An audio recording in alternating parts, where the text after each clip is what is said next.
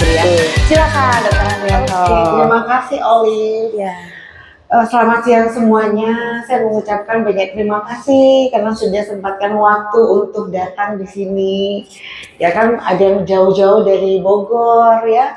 Ini perjalanan kalian kan butuh 2 jam kayaknya ya. butuh seperti apa? Apa itu? Tenaga gitu ya. Iya, betul. Sampai ke sini ya. Betul. Makro mineral, jadi tubuh kita membutuhkan mineral-mineral tidak hanya untuk kulit tetapi untuk seluruh tubuh kita juga. Jadi makanya selain menyehatkan kulit, dia juga bisa memang kalsium itu diadaptasi juga untuk kita punya kesehatan tulang gitu ya. Kemudian juga untuk magnesium kan biasanya kalau ada suplemen ada kandungan magnesiumnya enggak sih? Ada kan? Iya. Nah ternyata bukan hanya buat tubuh, juga buat kita punya kulit. Kulitnya. Ya. Kalau dilihat sih mereka lebih ke meningkatkan kita punya immunity kulit, istilahnya ya. Pertahanan. Betul. Lebih ke kekebalan. Kekebalan ya. Iya. Kalau pertahanan lebih ke barrier. Berarti kekebalan dari polusi. Ya gitu betul. Kali ya, Dok, ya. Jadi kita bisa menangkal semuanya radikal bebas yang nggak bagus buat kulit kita. Pas banget nih, apalagi kita lagi tinggal di perkotaan ya, Dok ya. Jadi namanya polusi tuh udah nggak asing lagi, debu, panas, ya kan, asap itu kayaknya setiap hari udah kena. Jadi pertama ya untuk sekarang kan kita tahu banyak sekali yang oksidatif kan, dari polusi, dari asap, dari paparan sinar matahari, debu. Wah itu bisa merusak kita punya kondisi kulit gitu. Oke. Iya, sebenarnya kita ini kan terlahir memiliki kulit yang bagus ya, gitu kan. Tidak ada yang namanya waktu kita kecil tidak ada yang namanya permasalahan jerawat, nggak ada. Iya kan? Karena kondisi barrier kita masih bagus. Ya, jadi jangan selalu menganggap barrier itu hanya dari ceramide. Nah, kita tuh konsepnya selalu seperti itu tuh, Dok. Kalau ngomongin barrier, pasti katanya ceramide, Dok. Gimana tuh, Dok? Nah, sedikit saya mau menjelaskan di sini ada bocoran nih buat yang hadir. Nah, ini ditunggu-tunggu nih, Dok, bocorannya nih, Dok. Karena kalau mereka nggak datang, nggak dapat bocorannya kan, Dok? Betul. Iya. Gimana ini nih, Dok? Kita ngomongnya sebenarnya ini kan prinsipnya ilmiah, cuma kita pakai bahasa yang mudah dimengerti. Sebenarnya barrier kita itu terdiri dari ada 4, ya. Nah, kulit kita kan ada 3 lapisan. Lapisan atas itu epidermis, yang tengah dermis, dan yang paling bawah adalah hipodermis atau dikenal dengan subkutis. Ya. Nah, yang biasanya yang menjadi paling banyak peranan itu biasanya di kulit yang paling atas, yang paling luar ya, Dok. Iya. Dia memiliki 3 sistem barrier. Yaitu yang pertama adalah asam mantel. Iya, mantel gitu. Jadi dia mantelnya. Iya, itu namanya seperti sebum barrier. Makanya dibilang mantel ya, seperti pembungkus ya. Karena dia berada yang paling atas. Jadi kalau lihat bata kan yang ditanam disusun-susun kan. Bata kan biasanya itu gitu dicor kan di atasnya. Nah, itu merupakan kita punya serum barrier. Serum barrier itu kita dapatnya dari kita punya produksi minyak. Iya, dari kelenjar minyak, dari kelenjar keringat. Ingat ya itu. Nah, itu yang akan mempertahankan keseimbangan kita punya bakteri, virus, dan jamur yang ada di kulit. Nah, sebenarnya kita memiliki bakteri, virus, dan jamur yang baik. Kita bisa mencegah semuanya bakteri-bakteri dari luar supaya tidak merusak kita punya kondisi. Nah, yang kedua, yang itu dikatakan chemical barrier. Nah, ini chemical barrier itu terdiri dari lemak-lemak seperti ceramide, kolesterol, sama dengan asam lemak. Nah, itu dari kalau bata ya, bata itu dilekatkan sama semen. Iya, itu. Jadi seperti semennya. Jadi ceramide itu adalah semennya kita. Gitu. Nah, yang bata itu adalah termasuk physical barrier. Itu adalah sel-sel kulit kita yang terdiri dari protein. Jadi nanti itu mereka selalu bekerja sama. Gitu, ya kan? Jadi si sel-sel protein dengan tadi ya lapisan lemaknya. Nah, jadi kan kalau bata kan kalau kita lengket kan harus ada semen. Betul. Nah, kan kalau di atas yang jelek kan, bata kan jadi kopong bolong-bolong kan, jadi harus ada sebum barriernya. Ya, so mengerti ya sampai di sini ya. Oke. Nah, kemudian kita masuk ke lapisan yang kedua yaitu dermis. Nah, dermis ini itu kandungannya termasuk imunologi, berarti imun barrier. Nah, imun barrier inilah semua sel-sel itu bekerja. Ada asam hyaluronat, ada kolagen, ada elastin, sama dengan kita punya sel-sel untuk peradangan. Jadi seperti melawan sesuatu yang tidak bagus dari tubuh. Jadi tentaranya di situ. Sama dengan di hipodermis yang melawan yang paling bawah, iya. Jadi makanya kenapa asam hyaluronat itu sangat penting. Karena dia kan bekerja di kita punya di dermis ya, di lapisan kedua. Nah, gitu. Jadi kok bisa ya dok sebum itu sebagai sebum barrier? Masih kan? Iya, biasanya tahu sebumnya tuh minyak dok gitu ya. Betul. Nah, kalau kita memiliki genetik keturunan tipe kulitnya berminyak, berarti produksinya meningkat. Nah, kalau minyaknya meningkat, otomatis sudah ada gangguan pada kulit kita, terutama di sebum barrier. Pernah dengar nggak sih yang sistem sekarang yang terbaru teknologi tentang mikrobiom? Ya, pernah dengar mikrobioma, mikrobiota tentang organisme. Kita punya yang bakteri, itu jamur sama virus. Nah itu kalau kita punya sebum tidak mengalami keseimbangan, otomatis kita punya bakteri itu akan berkembang menjadi penyakit buat kulit kita. Itu. Nah letak kelenjar minyak itu kan di dermis ya. Jadi dia suka nempel di folikel rambut. Ngerti ya folikel rambut ya? Rambut-rambut dari dia tumbuh dari bawah, bulu-bulu gitu ya. Bulu-bulu ya, betul-betul ya. Alis nah, gitu itu kan fungsinya maksudnya. untuk melapisi kita punya supaya nggak mengalami kekeringan. Nah, kalau over kita punya sebum minyak, ya secara otomatis akan terganggu semuanya. Nah, mulailah timbul yang namanya permasalahan kulit. Contohnya ya mulai komedo, terus jerawat, kemerahan, kulitnya bersisik. Jadi kesannya kok kulit kita kok berminyak, kok kelihatan kering ya, kok ada sisiknya terutama di daerah tengah wajah. Gitu. Jadi sudah mengerti sampai di sini ya.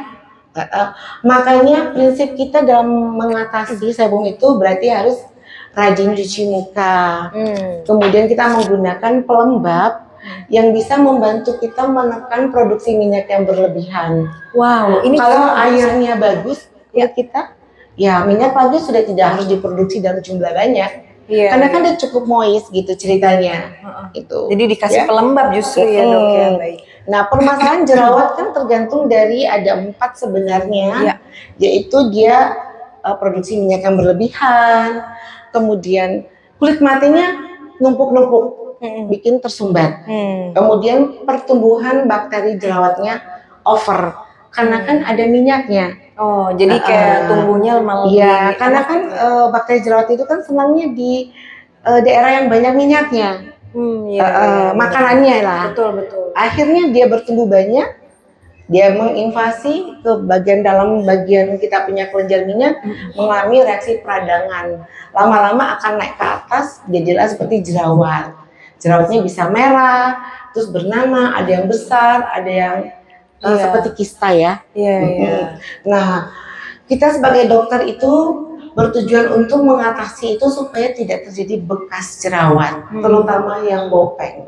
Kenapa? Bekas bopeng itu susah sekali untuk dihilangkan. Sekali bopeng ya akan ada seterusnya, akan ada permanen.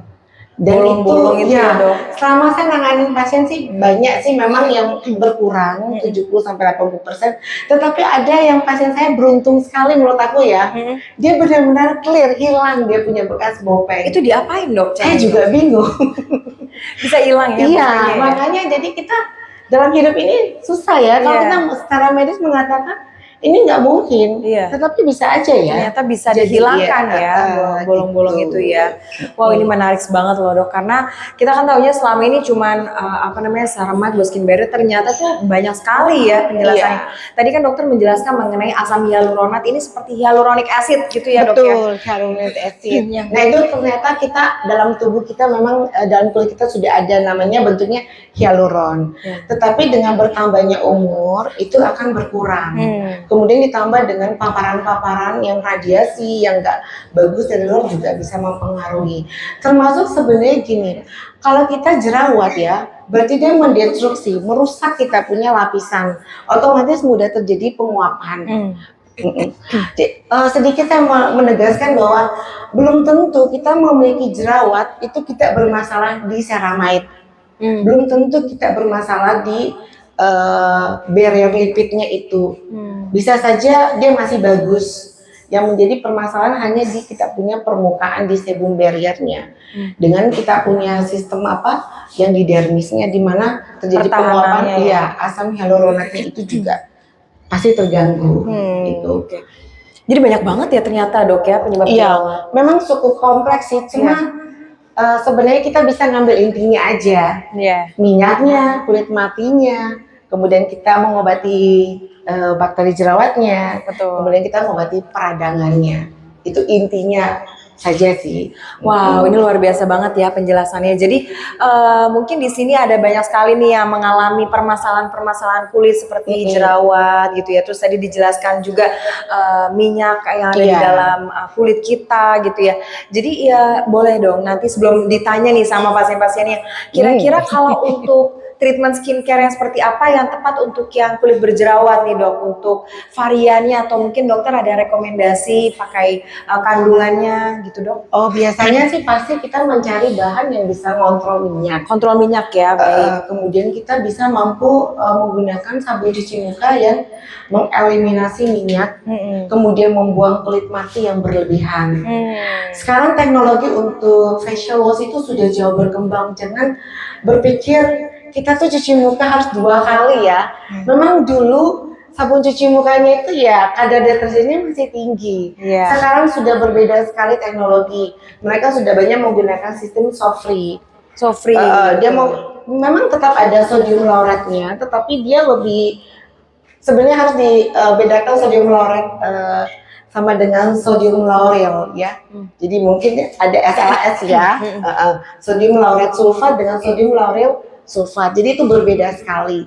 Gitu. Jadi kita sekarang memang kalau di deterjen itu sabun cuci piring, sabun cuci baju itu masih menggunakan yang lauryl. Kalau sabun cuci muka sekarang sabun mandi juga sudah menggunakan lauret. Demikian pun sampo. Samponya juga. Ya, jadi mereka kadang masih mengatakan sudah soft free gitu. Baik.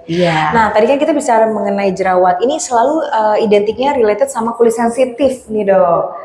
Betul ya dok ya. Kalau jerawat sensitif merah-merah atau memang sebenarnya tidak related nih dok? Gimana sebenarnya sih bukan karena sensitifnya ya. Karena memang kan ada faktor peradangannya. Karena radangnya itu luka jadi kan dia punya istilahnya sebum barriernya sudah tidak bagus. Jadi pertumbuhan bakteri sama virus jamur yang melindungi sudah tidak bisa lagi melindungi dengan baik. Bahkan berubah jadi musuh ya. Ya, akhirnya ya itu membuat pasien selalu berpikir aku harus cari pelembab ini. Sedangkan kita harus memperhatikan kondisi yang overnya itu dulu. Wah luar biasa banget nih ya. Jadi dapat penjelasan banyak nih ya yang belum tentu didapetin di tempat lain ya dok ya. Betul. Nah di sini mungkin udah ada yang mau bertanya nih kira-kira. Wah langsung loh dok. Dan pertanyaan. Nama saya Widya dari Bogor. Aku mau nanya nih dokter, dari tadi kan yang dokter bahas itu antara akne ya, jerawat sama berminyak. Sedangkan saya punya kulit itu kering banget. Iya betul. Mau nanya juga gimana caranya buat stabil usia 30 tahunan untuk anti-aging. Anti-aging ya, oke. Terima kasih Widya. Memiliki kulit yang cenderung kering. Betul. Cenderung kering berarti dia memiliki lapisan lemak yang tipis.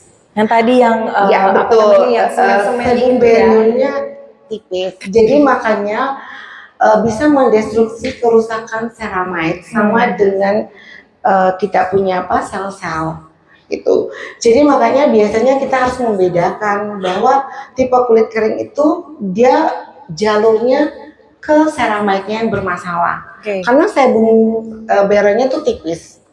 ya kan, berbeda sama kalau tipe kulit yang berminyak kan dia aktif ya, dia punya ya itu juga dari genetik ya itu. Jadi dia punya produksi minyak itu ya enak-enak aja, stabil gitu loh, nggak over. Nah sedangkan dia butuh sebenarnya minyak lebih, logikanya seperti itu karena kan tipis. Ya dia harus melindungi kan ceramidnya. Akhirnya biasanya sih saya kalau untuk yang pasiennya kulitnya kering wajah, biasanya saya sarankan bisa kombinasi ceramide plus asam hyaluronat. Kenapa? Karena ceramide itu kan dia lebih melembabkan, ya kan, kemudian dan memperbaiki barrier. Kalau asam hyaluronat itu ada di dermis, dia juga mau membantu supaya mempertahankan kolagen dan elastin kita. Jadi bisa sebagai anti aging. Sebenarnya pasti dalam satu skincare itu mereka kombinasi untuk biasanya kalau untuk dry skin pasti ada ceramidnya per asam hyaluronat gitu. Jadi sebenarnya untuk memperbaiki barrier kita itu ada 8 sih sebenarnya bahan aktif. Selain ceramide, kemudian asam hyaluronat, niacinamide juga berfungsi sebagai skin barrier. Ya, dia bisa mempertahankan kita punya barrier. Kemudian peptide ya. Sekarang banyak yang biasanya ada suka nambah-nambah itu ya. Botanical misalnya yang dari herbal, mungkin Erjan pernah menggunakan aromaterapi ya. Nah itu biasanya itu botanical oil yang digunakan juga sebagai barrier. Nah itu bisa untuk dry skin juga bisa. Kemudian aku Centella asiatica dalam Madecoxazide, ternyata itu juga bisa membantu. Kemudian glycerin, mungkin kalau glycerin sudah umum ya, biasanya kita kalau facial wash suka ada glycerinnya tambahan, atau ada beberapa yang dalam skincare digunakan glycerin. Glycerin ini fungsinya tadi untuk bisa memperbantu kita punya barrier bagus sih. Ada memperbaiki ya. Iya betul, memperbaiki gitu. Sebenarnya sih kalau kita jerawat dari awal dan kita tangani dengan tepat, kita tidak akan mengalami yang namanya gangguan barrier di kulit. Cuman karena biasanya pasien kan kalau jerawatan itu mulai dari remaja atau umur 20 tahun ke atas. Ya jadi pasti mereka kan suka nyari-nyari sendiri. Kalau ke dokter kulit mahal, pakai krim racikan, ya kan, dengar-dengar dari media sosial, nanti ngerusak kita punya barrier, ya kan. Hanya karena kesalahan itu akhirnya ya lama-lama ya barriernya terkikis terus. Jadi dibilang mereka punya salah sih juga enggak ya, karena mereka kan tidak tahu. Kurang padahal dulu saya jerawat loh. Waktu saya masih sekolah jerawatan. Bener. Sekarang tuh sangat beruntung ya, makanya saya ngomong, aduh dulu saya ya, kalau mau ke dokter aja diomelin. Ngapain ke dokter, nanti jerawatnya juga hilang sendiri. Iya kan? Itu persepsi dulu banget ya. Padahal itu dia sekolah kedokteran loh, lagi kuliah loh. Malah gak boleh. Saya nyari sendiri kan, aduh nyari apa ya, skincare-nya bingung kan. Dulu kan gak seperti sekarang ya, enak banget ya. Semuanya ada lewat YouTube, TikTok, Instagram, Google. Kita dulu mana ada? Kita harus ke mall dulu nyari, tanya-tanya. Ini bisa buat jerawat gak sih? Nanya satu-satu ya dok? Iya. Baru dulu kan mahal ya. Kita dapat duitnya juga pakai uang jajan belanjanya deh. Jadi sekarang aku tuh melihat sangat beruntung ya zaman sekarang sih. Cuman karena media sosial itu terlalu banyak menjamur, kadang ada penyampaian yang kurang tepat ya, jadi salah ya. Iya, jadi salah gitu. Jadi udah dipastikan jangan sampai salah mendapatkan informasi. Kita harus tepat ya cari informasinya dari Dokter Handrianto pastinya. Wow, kita beri tepuk tangan dulu dong sekali lagi untuk Dokter Handrianto. Dan juga di sini nih kayak sudah saya melihat nih ada lagi nih yang mau bertanya, karena nanti kita ada hadiah loh. Ada hadiah bagi seru-seru dan yang bertanya. Silahkan, ada yang mau tanya lagi? Saya Rere, saya Dewi Salemba. Saya ingin bertanya dok, sehubungan dengan penjelasan yang sudah dokter berikan tadi, bahwa untuk kulit yang berminyak itu kan bisa mempengaruhi terhadap kondisi kulitnya, itu bisa kita jerawat, ini gitu kan. Nah yang ingin saya tanyakan, apakah makanan juga bisa mempengaruhi jerawat pada kulit-kulit yang berminyak? Kebetulan saya kan kulit berminyak dan saya pencinta makanan yang pedas gitu kan. Apakah pengaruh makanan juga bisa mempengaruhi peradangan, skin barrier dan kulit pada jerawat? Terima kasih. Oke, terima kasih Rere pertanyaannya. Benar sih, setiap pasien konsul sama saya mengenai jerawat pasti nanya, dokter pantangannya apa? Kemudian makanan apa sih yang bisa membantu menyembuhkan jerawat aku, mengurangi lah. Saya secara pribadi sebenarnya bebas makan apa saja, mau minum apa saja bebas. Wow, enak banget. Jadi Karena memang belum ada jurnal yang memang dipublikasikan secara internasional mengatakan makan makanan ini, kandungan ini bisa memperparah jerawat. Itu. Kenapa bagi saya? Ya buat apa kita diet? Ya kan?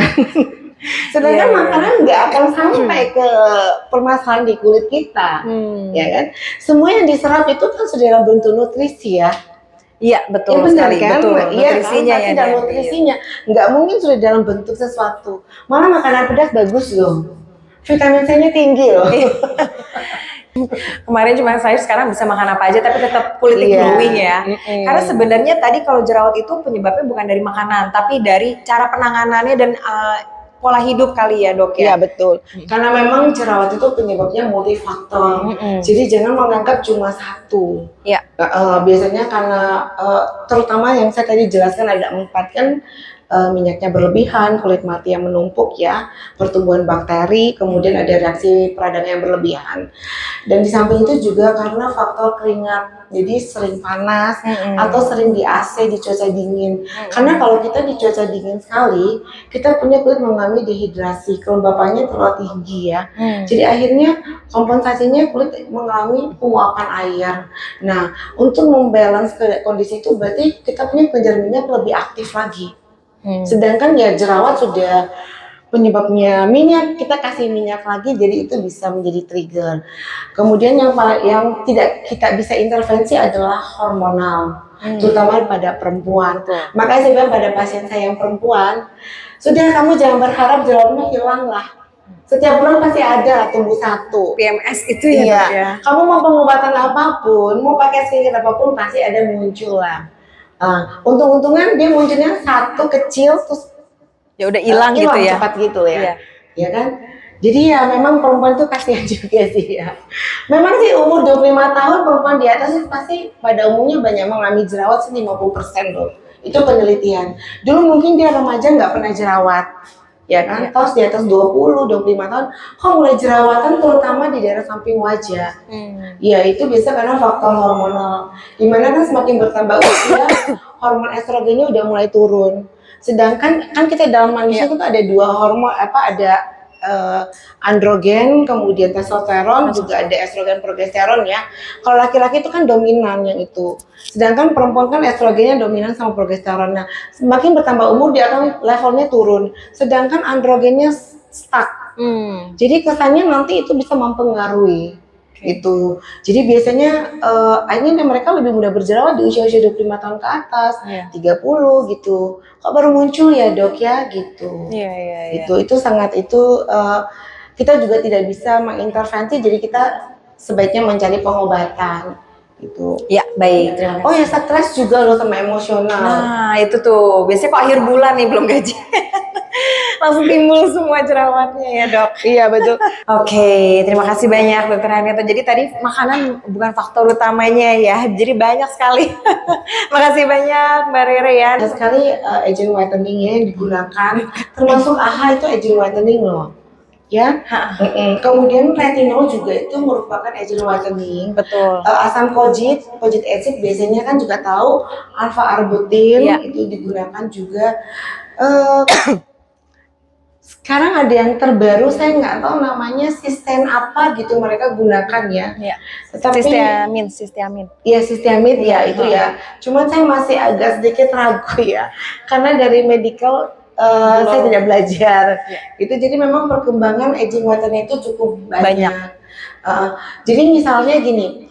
Flek yang membandel itu biasanya kita kasih hidroquinone. Cuman hidroquinone itu gold standarnya ya dok ya? Itu gold standar. Cuman harus hati-hati di bawah pengawasan dokter. Ada sedikit boleh sembarang ada sedikit penjelasan sih. Biasanya gini, banyak sekali pasien saya itu yang berjerawat konsen ke bekas jerawatnya. Akhirnya mereka menggunakan hidroquinon. Katanya bisa membantu memudarkan bekas jerawat.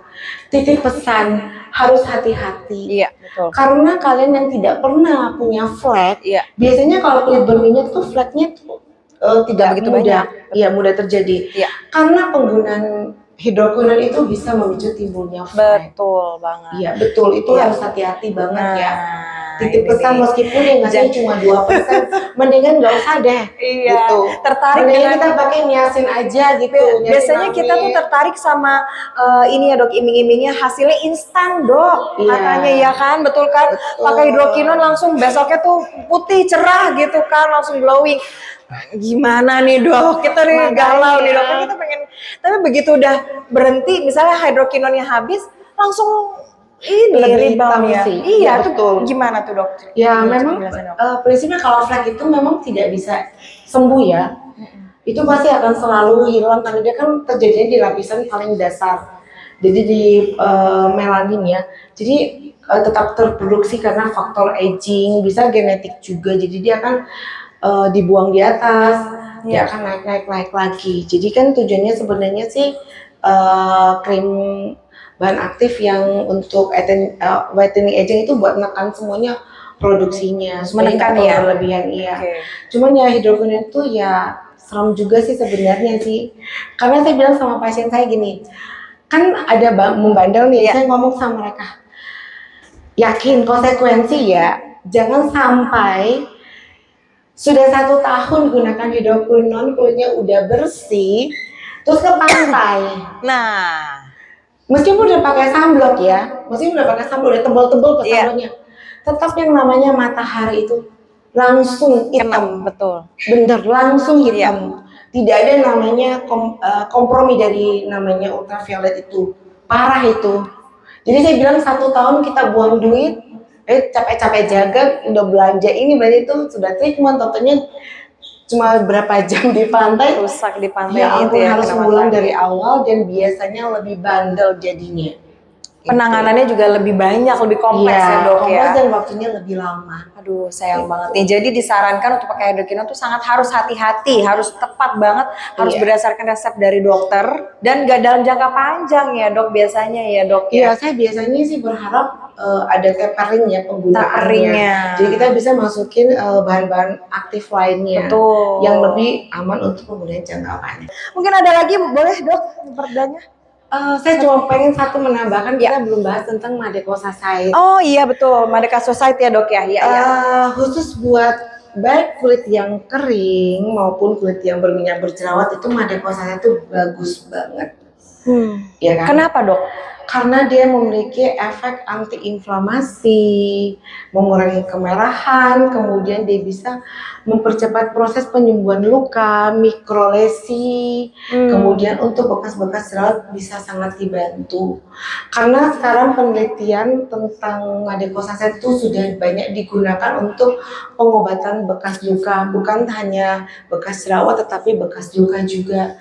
Misalnya posesar gitu kan, SC, Iya. jatuh itu atau bekas bisul itu meminimalkan banget terjadinya scar.